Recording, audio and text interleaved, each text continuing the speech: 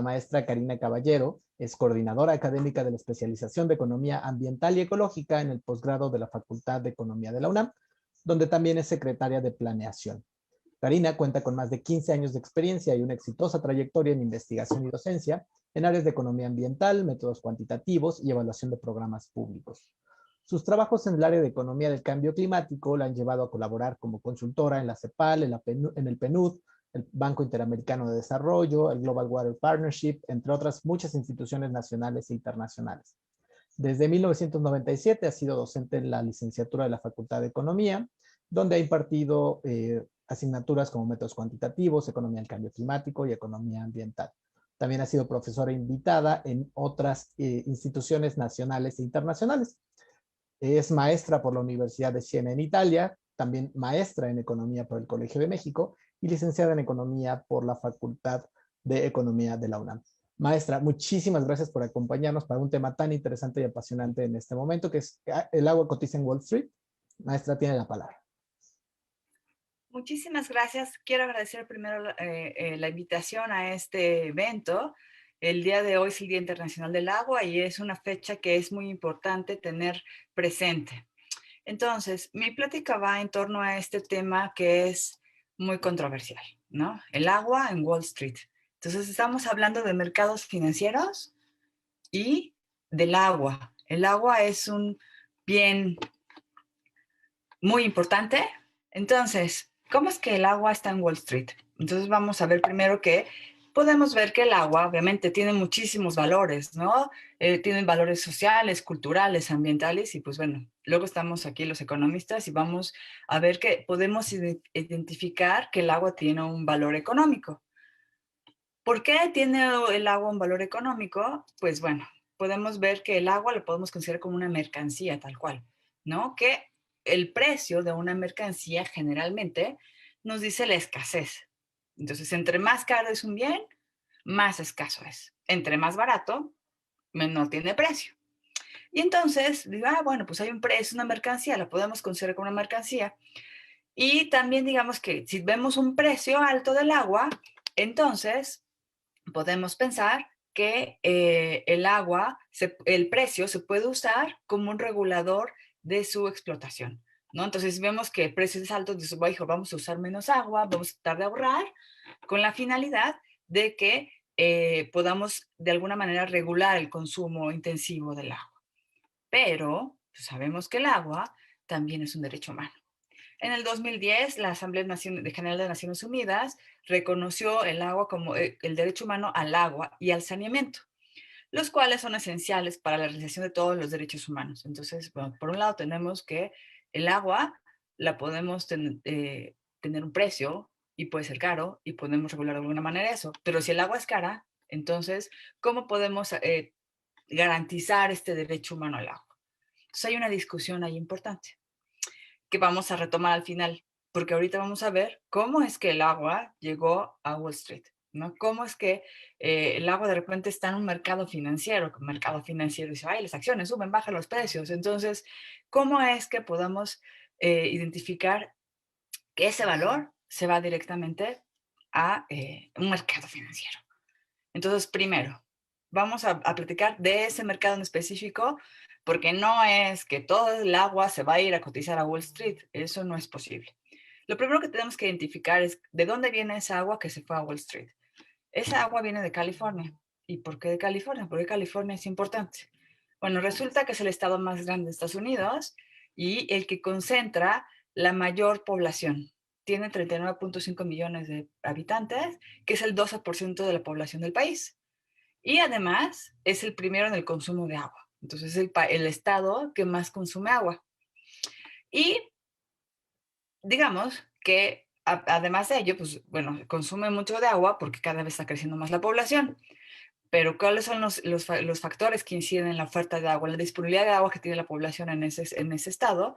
Pues es el crecimiento poblacional y la producción agrícola, porque es un estado con una alta producción agrícola.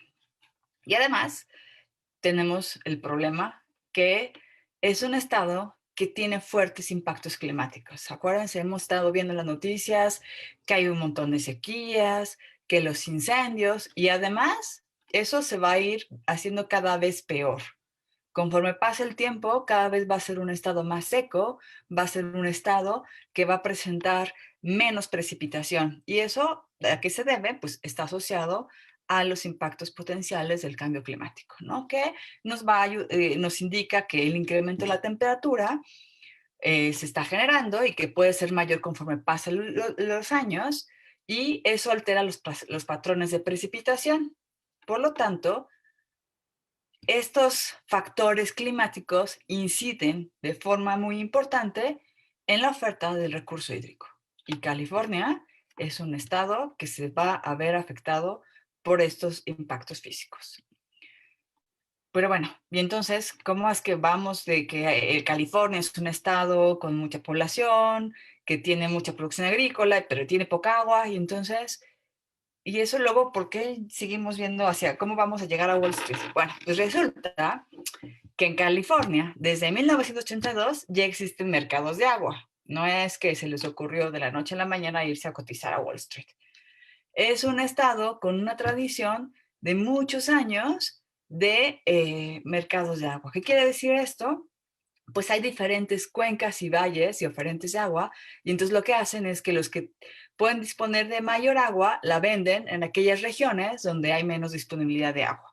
Entonces es un mercado que tiene muchísimos años, que está bastante regulado y que empezó desde el 82, y por ejemplo en los últimos 7 años se hacen transacciones que equivalen a 2.600 mil millones de dólares. Es decir, un montón de dinero que está en esos mercados que ya existían. Y luego, además, hay Water Research, que hicieron un índice. Un índice lo que hace es combinar los diferentes precios de todos los oferentes y demandantes en este mercado y hace un índice. Entonces, como el índice nos diría como, pues el precio va por ahí, ¿no? Entonces combina todos los diferentes precios que existen en los diferentes mercados que están de agua ahí en California. Y existe este índice desde 2012.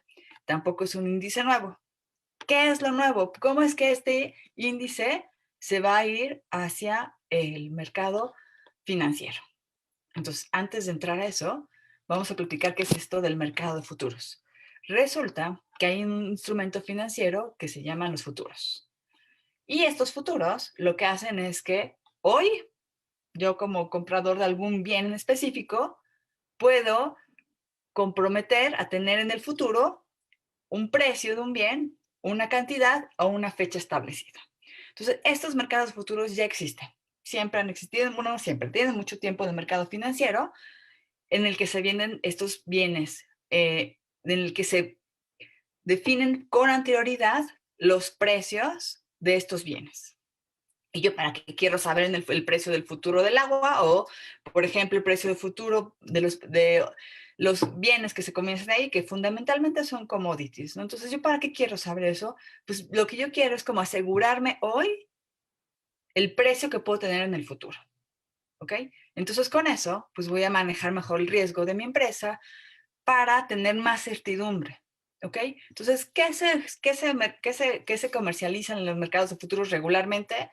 Pues tipo monedas, ¿no? Dólar, euro, yen. Entonces, si yo soy una comercializadora y sé que al final del año tengo que pagar un montón de dólares, entonces puedo asegurar hoy el precio del dólar para el final del año, con un futuro, con un instrumento financiero. Entonces, regularmente estos futuros son para dólares, para tasas de interés, para índices bursátiles y para commodities como el oro, el maíz, la soya, el gas natural y ahora el agua. Entonces, esa es la pregunta, ¿no? ¿Por qué de repente ya entraron en el mercado de futuros, también entró el agua? Entonces, como les dije, ya existe un mercado de agua en California. Entonces, ya estaba este índice. Y ahora lo que hicieron es que este índice va a entrar al mercado de futuros. Entonces, el objetivo de este índice, que es el índice Nasdaq Veles California Water, es que los productores, los inversores, tengan una mejor exposición al riesgo en el mercado más grande de agua de Estados Unidos. Entonces, como vemos, el mercado la oferta de agua en Estados Unidos, en California, que es donde se está poniendo este instrumento financiero es muy incierta, debido a que pues ahí cada vez no podemos saber con precisión si va a haber más sequías o menos, y eso, ¿qué va a llevar? ¿Cuál es la implicación en el precio? Si hay más sequías, entonces el precio se va a elevar. Si hay menos sequías, entonces el precio se va a mantener. Y la idea es que pueda coadyuvar a manejar el riesgo del precio del agua en el mercado de California. Nada más. Entonces está muy delimitado para un estado en los Estados Unidos. Quienes participan en este mercado, pues pueden participar los agricultores, los fondos de cobertura y las municipalidades. ¿Qué tipo de agua es el que se está comercializando? Pues únicamente se está comercializando el agua para uso agrícola e industrial. No se está comercializando el agua para uso humano, ¿no? Para uso de saneamiento, etcétera. Solamente para uso agrícola e industrial. Y esto es importante porque digamos que estos mercados siempre tienen una parte de especulación. Y entonces, si hay especulación, se puede incidir sobre los precios. Entonces, aquí, en ese sentido, este mercado está restringido al agua agrícola e industrial y no a toda el agua de consumo humano para, digamos, para el consumo de los hogares, etcétera.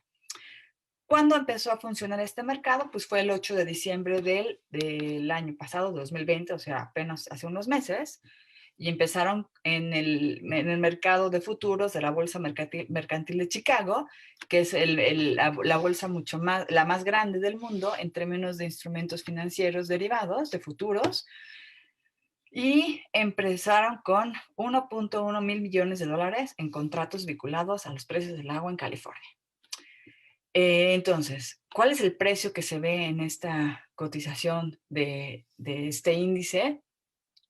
Este índice nada más nos da es el precio promedio ponderado por volumen de agua en la fuente. Entonces no incluye el costo de transporte ni las pérdidas del agua. Entonces nos daría un indicador del valor del agua en la fuente en sí. Porque regularmente en muchos otros lugares, como es el caso de México, nosotros no pagamos por el agua en sí. Lo que nosotros pagamos es por la distribución, porque nos lleve el agua, porque esté limpia y por el saneamiento, ¿no? Por el drenaje. No estamos pagando por el agua en sí. En cambio, en este lo que se está pagando es el volumen del agua y no todos los costos de transporte que implica. Entonces, cada índice digamos, cada acción de este índice equivale a 1.233.000 litros o 1.233 metros cúbicos de agua y tiene vencimientos trimestrales a 8 trimestres. Es decir, yo puedo comprar agua que vence en los siguientes 8 trimestres. Entonces, por ejemplo, si ahorita es marzo, el siguiente vencimiento sería abril, mayo, en junio, y luego el siguiente trimestre, y luego el siguiente hasta dentro de 8. Y también puedo comprar agua en los siguientes 2 meses inmediatos en el trimestre en que estoy. Ahorita estoy en marzo, entonces puedo comprar abril y mayo. Y entonces me estoy cubriendo en un periodo determinado en el que yo puedo decir, a lo mejor en junio va a haber sequía y yo voy a necesitar una cantidad específica de agua para poder cubrir las necesidades de mi producción, ¿no? Sembré maíz, por ejemplo, y entonces voy a necesitar agua. ¿Y cómo hago? Pues en lugar de ir en junio al mercado y pagar el agua al precio que esté, me puedo cubrir comprando hoy mi futuro para que en junio yo tenga un precio ya fijado desde hoy. Claro, hay un riesgo. El precio puede ser más alto o puede ser más bajo. Si es más alto, pues entonces ya gané, porque yo ya tengo mi precio asegurado a un precio más bajo del que está en el mercado. Pero si es un precio más bajo al que yo acordé, entonces pues voy a perder. Y no es que pierda todo, lo que pierdes es el margen, porque tú cuando compras el futuro, no compras la cantidad de agua, sino compras el derecho a tener ese precio. Entonces lo que vas a perder pues es lo que invertiste en el instrumento financiero. Y este mercado, pues, como ven, aquí es el precio del índice y pues ha ido aumentando, ¿no? Digo, tiene poquito tiempo, pero el valor del agua ha ido aumentando. Entonces, esto lo que nos puede decir es que se espera que el agua pueda presentar una mayor escasez en los próximos trimestres. Una pregunta importante es, bueno, ¿y esto se va a hacer de forma general en todo el mundo? ¿Vamos a empezar a tener mercados de agua en general que cotizan en la bolsa? Pues no necesariamente, ¿no? La verdad es que este futuro que se está cotizando en el Chicago Mercantile Exchange es un instrumento muy específico para California que viene de una tradición muy larga de mercados de agua que ya tenían además el índice que tenía desde hace 8 años que está funcionando y entonces es más fácil poder llevar ese instrumento que tiene ya una estructura, que ya tiene una operación, poderlo llevar a un mercado financiero, que en este caso lo que tiene es la capacidad de ayudar a los productores o a los inversores a gestionar el riesgo en su precio del agua que esperan tener el periodo cuando tenga el vencimiento del futuro. Entonces, no es una medida que se pueda implementar de forma generalizada, no es que vamos a empezar a ver mercados de futuros del agua en todo el mundo muy fácilmente y muy rápido y que toda el agua se va al mercado financiero, porque necesitamos bases legales muy claras, derechos de propiedad de quién es el agua, quién puede venderla, quién puede comprarla, y además pues que haya una infraestructura para garantizar la entrega del agua, ¿no? Entonces necesitamos lugares donde haya presas, donde haya tuberías, donde haya bombeo, etcétera, para poder entregar esta agua. Entonces, no es un esquema que sea tan fácil de implementar, pero pues en algunos lugares donde tienen ya mercados de agua y que están funcionando, pues se puede empezar a implementar. ¿Cuáles son las críticas a este esquema? Bueno, pues podríamos ver que se pone el riesgo, el principio de que el agua es un derecho humano, porque lo que estamos haciendo es que se está poniendo este principio en manos de instituciones financieras y los inversionistas. Porque al entrar en un mercado financiero, sabemos que el mercado financiero tiene una propiedad inherente que es la especulación. Entonces se pueden empezar a generar acciones de especulación que puede llegar a incidir directamente en el precio. Y entonces el precio del agua va a aumentar de forma importante y no necesariamente puede estar asociado a la escasez, sino también puede estar asociada a esta especulación que yo digo, híjole, yo creo que para final de mes, entonces el agua, digo, para final en junio el agua va a estar muy escasa y el precio va a ser mucho más alto, entonces igual, además, igual ni siquiera necesito el futuro, pero pues voy a invertir en esto y después yo puedo vender eso, ¿no? Vender mis ganancias. Entonces, digamos que esa especulación pueda generar que el precio del agua sea muy elevado y las personas que realmente necesitan el agua para su producción no pueden acceder a él, porque en la especulación pues hay unos que ganan y otros que pierden. Entonces, en ese sentido, estos esquemas de trasladar el agua a un mercado financiero, pues puede generar estas burbujas especulativas que incidirán directamente en el precio del bien. Y además, evidentemente, pues no es un problema que va a resolver la escasez, ¿no?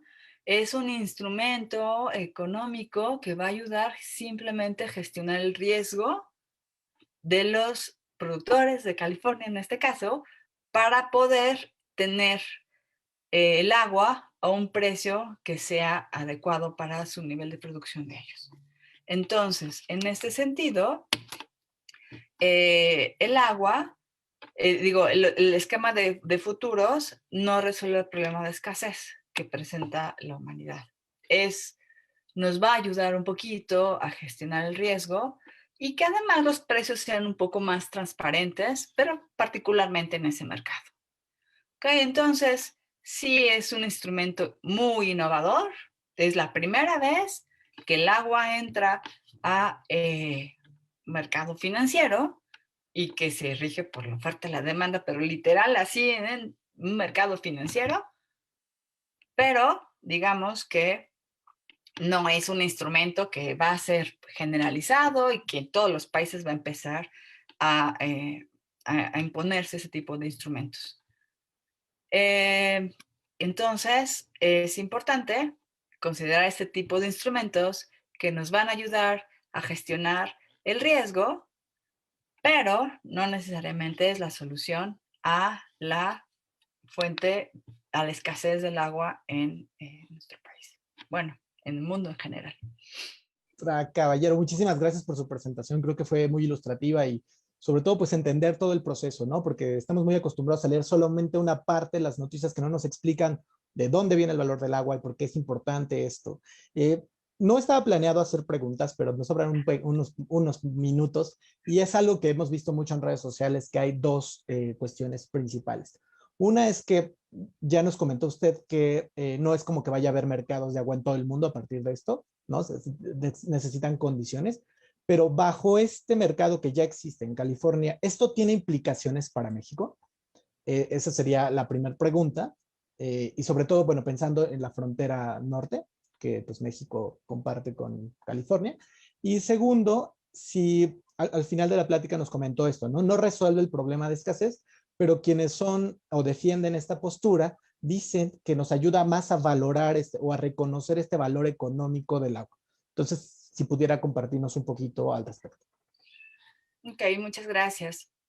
Respecto a la primera pregunta de si este instrumento puede afectar, digamos, a la economía mexicana o a los productores que comparten la frontera con California, yo diría que este instrumento es única y exclusivamente para el mercado de agua de California. Entonces, lo que va a hacer es de alguna manera regular también en mayor medida el consumo de agua en esa región, pero no es un mercado que se pueda o tenga incidencias en otras áreas necesariamente. Y respecto al problema de la escasez, el punto de asignar un valor, no necesariamente el agua, sino cualquier bien y servicio ambiental que no tenga un precio y que no identifiquemos, es que nos ayuda a saber si ese bien y servicio es escaso o no. Entonces, asignar un precio o identificar en mayor medida cuánto cuesta el agua o cómo se puede valorar el agua, que hay diferentes maneras, pero eso nos va a ayudar a saber que es un bien escaso y que hay que preservarlo y que hay que cuidarlo. Desgraciadamente, estamos en medio de una economía capitalista, que los economistas, digo que las personas reaccionamos a los precios. Entonces, cuando vemos que un artículo es caro, digo, ay, no, entonces mejor no. Cuando nos llega una tarifa de agua más elevada, entonces, ¿qué vamos a hacer? Espérame, voy a empezar a ver si tengo alguna fuga, voy a empezar a ver si puedo cambiar el WC por un ahorrador, voy a tomar duchas más cortas, etcétera, ¿no? Entonces, cuando empezamos a ver señales de precios, de alguna manera empezamos a reaccionar.